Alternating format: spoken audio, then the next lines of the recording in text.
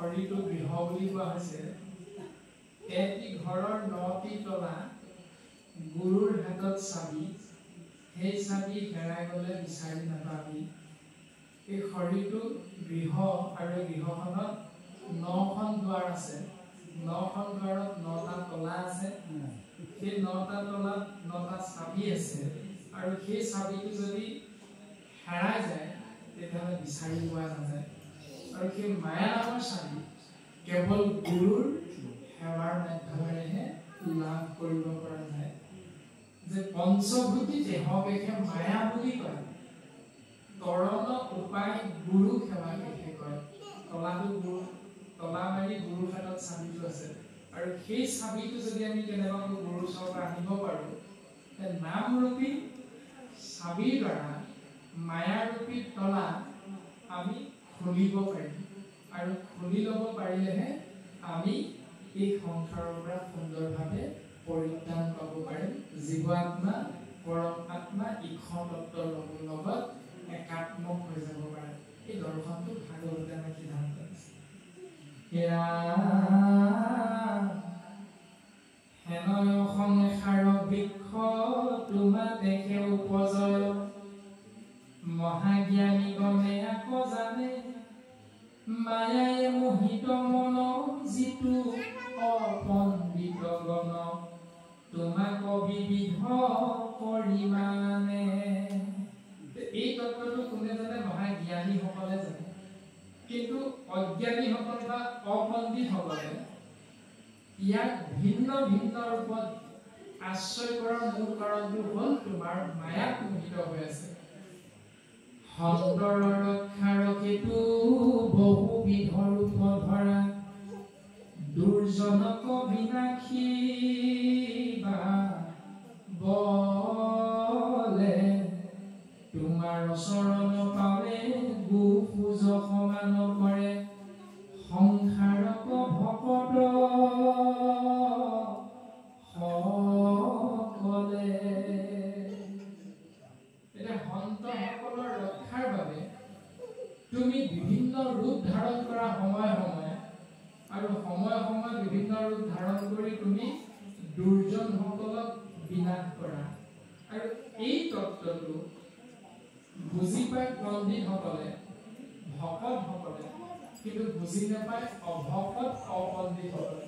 আৰু সেইকাৰণে বুজি পোৱা পণ্ডিত বা ভকতসকলৰ কাৰণে এই বিশাল সংসাৰখন গৰুৰ এটা খোজৰ সমান ভাৱনাযুক্ত হৈ কৃষ্ণৰ নাম আশ্ৰয় কৰি অনায়াসে কৰি যাব।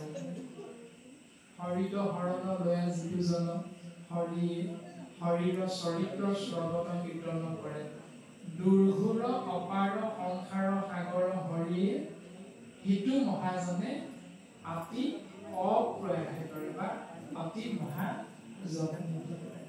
যে এই সংসাৰখন কিমান বিশাল, বিশাল সংসাৰখন কৃষ্ণ নাম আশ্ৰয় কৰি ভকতসকলে গৰু খোজটো সমান ভাবি তৰি যাব পাৰে। কিন্তু অভকত অপণ্ডিতসকলে, অসাধুসকলে কৃষ্ণ নাম আশ্ৰয় নকৰাৰ বাবে এই সংসাৰখন বিৰাটময় দৰ্শন পায় সংসাৰখনৰ পৰা তৰি যাব নোৱাৰে। আপুনি ভকতে তৰে পিঠাৱতে গৈ লৈ, তজুপাত পদ্মনো কাদুই, মুক্ত ভৈল ভুলি যিটো তোমাৰ চৰণয় ৰৈ, দুনাই সিটো পৰৈ ভস্ত হুই। ভকতে কৰে, কিন্তু যিজনে মই এনেকৈ মুক্ত হৈ যাব পাৰিম বুলি ঈশ্বৰ কৃষ্ণৰ চৰণ চিন্তা ভকত সেৱাৰ পৰা আঁতৰি আহে, তেওঁ আকৌ লাহে লাহে ধ্বংসৰ গৰাহে কৰিব লগা হয়। এই দৰ্শনটো প্ৰকাশ কৰিলে ৰামে তজু নাম মুখে লৈ, হৃদয়ত ৰূপ ধৰৈ, সিজনে নিষ্ঠৰ সংসাৰ হৰিবাহ অৱতাৰ হৰিবা ভূমিৰ ভাৰ কিনো ভৈল আনন্দ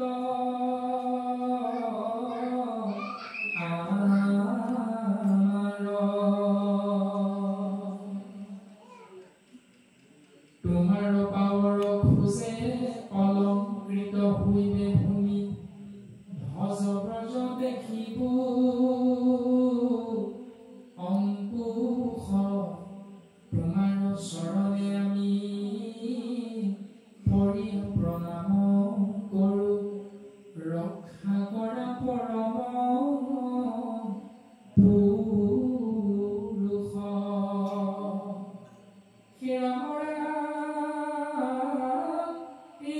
মতে মাধৱক কৰিল কটুপি ত্ৰিদশে সহিতে সৃষ্টি কৰে শুনি উপসভাসদ মহাভাগৱত পদ কহে কৃষ্ণ কিংকৰ শংকৰে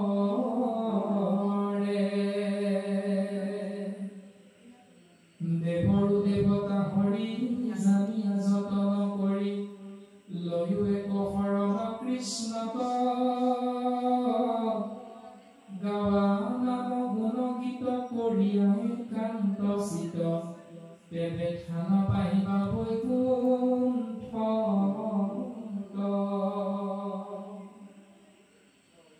গুৰুজনে কৈছে এনেকৈ ব্ৰহ্মাকে ধৰি ত্ৰিদশ দেৱতাই কৃষ্ণ চৰণত সেৱা নিবেদন কৰিছে গতিকে সেই সুধীবৃন্দ কলিৰ মলমতী মনুষ্য তোমালোকেও যদি তৰণৰ উপায় হিচাপে কৃষ্ণ নামক আশ্ৰয় কৰা ধ্ৰুৱ সত্য বৈকুণ্ঠত স্থান পাবা ৰাম শুনিও কভিপ্ৰাণ আতপৰে পুণ্য নাই হৈ শুদ্ধ মহাবন্ত্য জাতি পৰম বান্ধৱ নাম যিটো ল'ব অবিশ্ৰাম তাৰ হাত কাৰ্য সাধৈ আতি শুনাচোন তোমালোকে অন্ত্যজাতিও মহাশুদ্ধ হৈ যাব পাৰে গোবিন্দ মহাপ্ৰভু কৃষ্ণ গোসাঁই নিৰ্গুণ নাম পৰম বান্ধৱ বুলি অবিশ্ৰামভাৱে যিজনে আশ্ৰয় কৰিবলৈ আগবাঢ়ে বা চিন্তা কৰে তেওঁৰ ৭টা কাৰ্য অনায়াসে সিদ্ধি হয় সেই ৭টা কাৰ্য কি কি প্ৰথমতে প্ৰকাশ কৰিলে দহৈ পাতক গণ পুণ্য কৰৈ উপাৰ্জন বিৰগতি মিলৈ বিষয়ত কৃষ্ণৰ চৰণে প্ৰেম ভকতিক উপজাৱে পাৱৈ বিষ্ণু জ্ঞান মহাতত্ত্ব মায়াকুদ হৈ তাৰ কৰৈ মহা উপকাৰ দেখা কেন ধৰম একান্ত যিটো পূৰ্ণানন্দ হৰি তেন্তে তেবে এক কৰি থয়া নাম হৈ উপশান্ত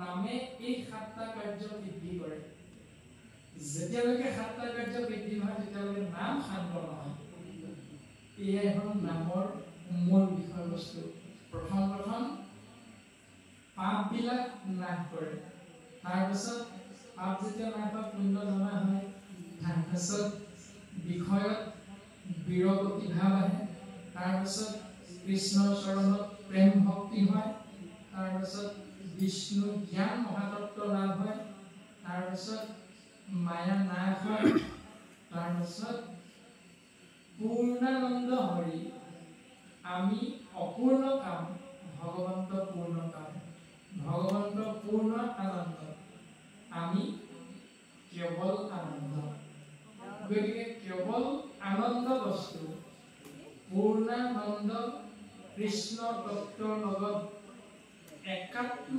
নকৰালৈকে নাম শান্ত হৈ থাকে নামৰ এইকেইটাই কৰ্ম।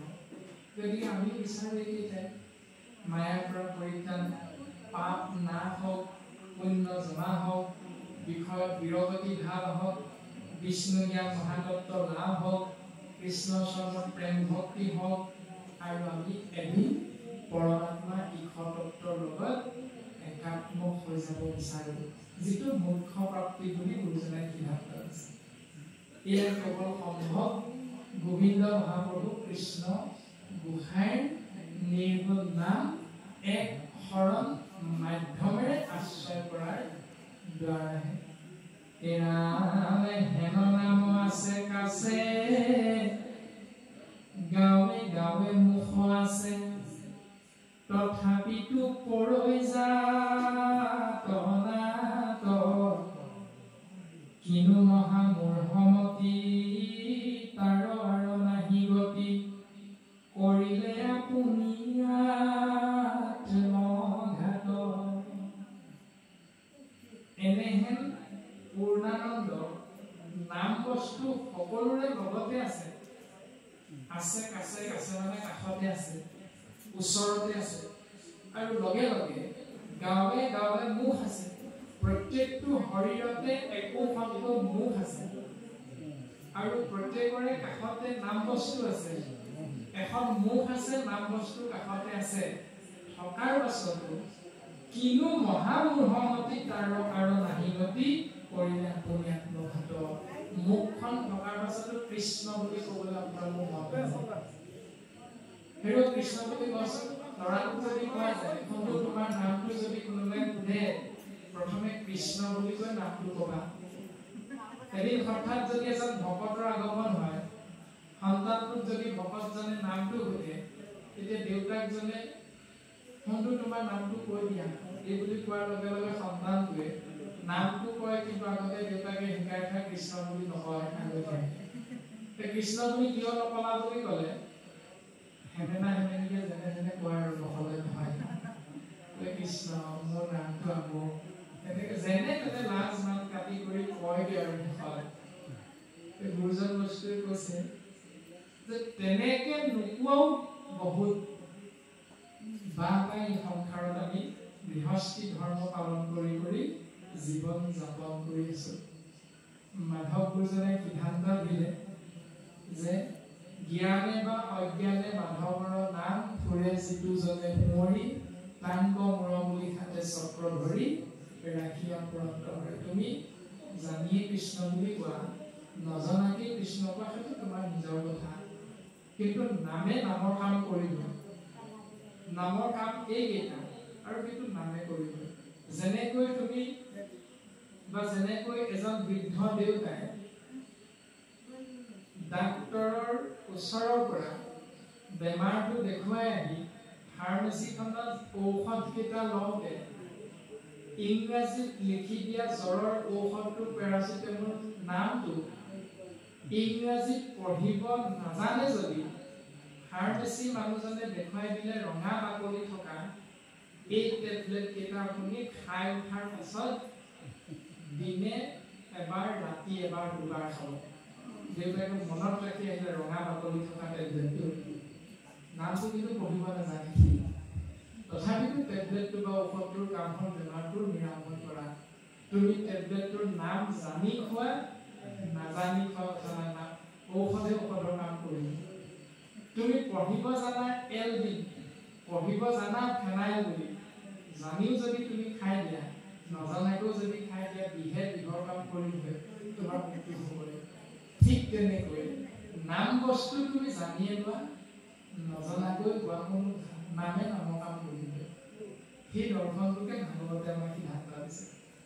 তেনে উত্তম বস্তু গুৰুজনে দৰ্শন কৰাই দিয়াৰ পাছতো যদি আমি মুখখন থাকিও নাম বস্তু ওচৰতে পাইও যদি আমি আশ্ৰয় নকৰো, তেতিয়াহ'লে তেওঁতকৈ দুৰ্ভগীয়া দ্বিতীয়জন কিন্তু সেইজন আকৌ মই নেকি, সেইজন আকৌ আমি নেকি, এইটো আমি প্ৰত্যেকে নিজকে বিশ্লেষণ কৰি চাব লাগে। আৰু যদি চাই বুজি পালো সেইজন ব্যক্তি আমি, তেতিয়াহ'লে নিজক সংশোধন কৰিব লাগে, নহ'লে সেইজনক আত্মঘাতী বুলি কৈছে। জানিয়ে ৰামতি ভকতি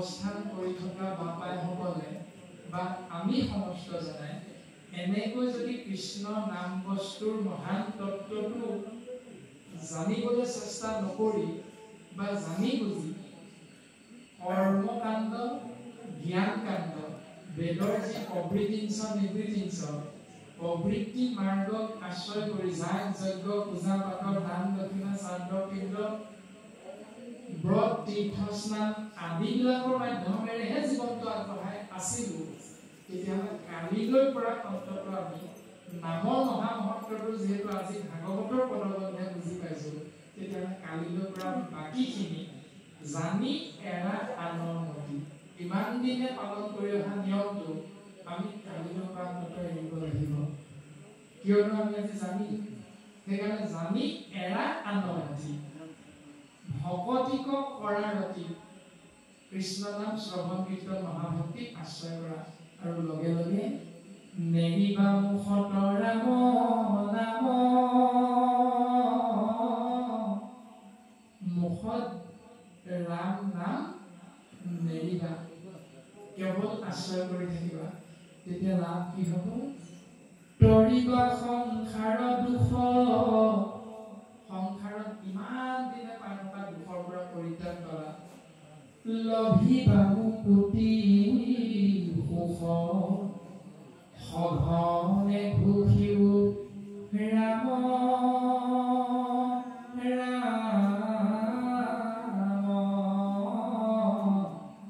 হৰি ৰাম ৰাম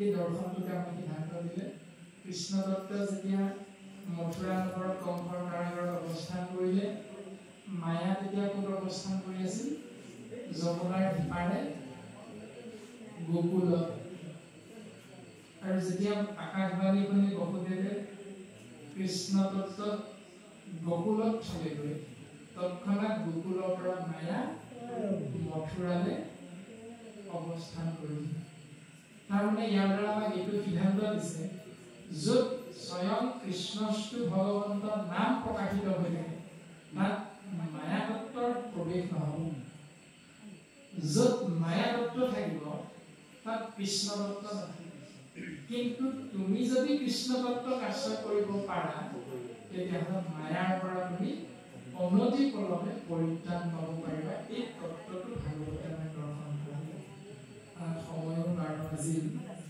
আমি যাব বুলি লাগিব গতিকে আমি সৰ্বাধিক নিবেদন কৰিব বিচৰা হৈছে কৃষ্ণ দশম স্কন্ধ কৃষ্ণ কথা কৈ থাকিবৰে মন যায় আৰু কৈ থাকিলে যে সেই সময়টো নহয় কাৰণ ব্ৰহ্মাৰ 4খন মুখে 3বাৰ পাতকে পঢ়িও কৃষ্ণ কথা কৈ শেষ কৰিব নোৱাৰিলে অনন্তৰ 1000খন মুখেও কৃষ্ণ কথা কৈ শেষ কৰিব নোৱাৰিলে গতিকে প্ৰাঞ্জিতামৰে খিনমিন শৰীৰটো মুখ কেৱল এখন গতিকে এখন মুখে ইমান তত্ত্ব কথা কৈ শেষ কৰিব পৰাটো আমাৰ ইমানখিনি শক্তি নাই গতিকে আমি আজ্ঞাবাহীৰ ভিত্ত হিচাপে আপোনাৰ আজ্ঞা নিৰ্ধাৰ্য কৰা হৈছে আৰু ইমানখিনিলৈকে আশ্ৰয় কৰোঁতে কাইলৈকে মন অহম ভাৱ 8-5 বঢ়া দুটা গুৰুদেৱ নাম ভকত 4 মহাবস্তু আপোনালোকৰ চৰণ কমলত পূজাপতি অপৰাধ কৰি গৈছে আপোনালোকে আমাক ক্ষমা দিব